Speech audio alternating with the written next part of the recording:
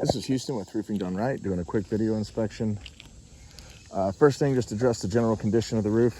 It does look like it's got some years on it. There's been some, looks like some patches made, and you can definitely see some curling. Curling is when the corners of these shingles start to lift up. You can see them like that, ends up looking like a zipper. Looks like this ridge vent here was an afterthought. You can see like 2 rows up on either side are new shingles.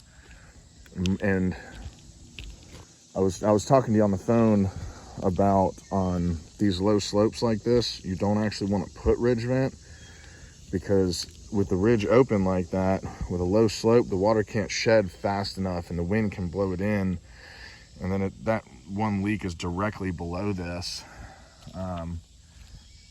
And the other leak looks like it's right in this area, and sure enough, right there, you have a wind damaged shingle. So you can see the crease at the top of this shingle. Basically what happens, the wind has picked it up and bent it back and forth and just lifts it up like that. So it allows wind-driven rain to get pushed in there. And that is something that is covered by your insurance policy. And there's some more of that. To be honest, I would have liked to see a great deal more of that to feel super comfortable calling it in with State Farm. At the end of the day, you do have damage. The majority of it is going to be isolated to this area right here. I didn't see any on this side of the roof, and there is one broken completely on the back spot right there. I'll just walk over to it. But that's pretty much it in terms of storm-related damages on the roof. I don't really see any indications of hail. If there was hail here, it wasn't big enough to damage the shingle itself. I don't even see dents in these aluminum HVAC exhaust caps.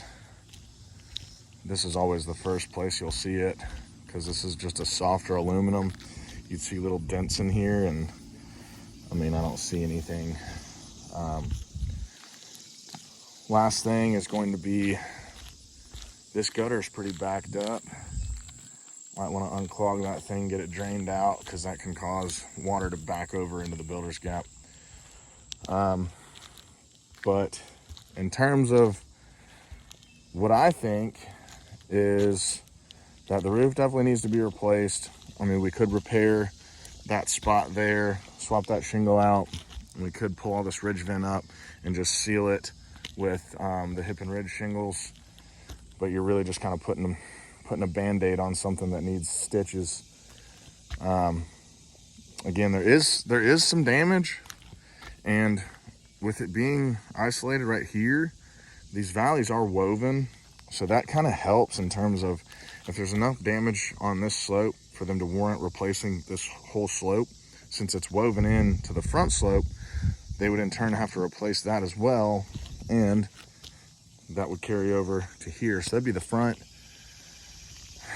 and that would be kind of a stretch. I'd have to really kind of suck up to the adjuster to get that to happen. And then the back is going to be real tough because there was only one up there. But I've already got my measurements. I've got accessory counts. So I'm going to let you know what it'd be if you had to pay out of pocket. And then we can talk a little bit more about an insurance option. So I'm going to get this sent over to you, get you on the phone, and kind of talk through it.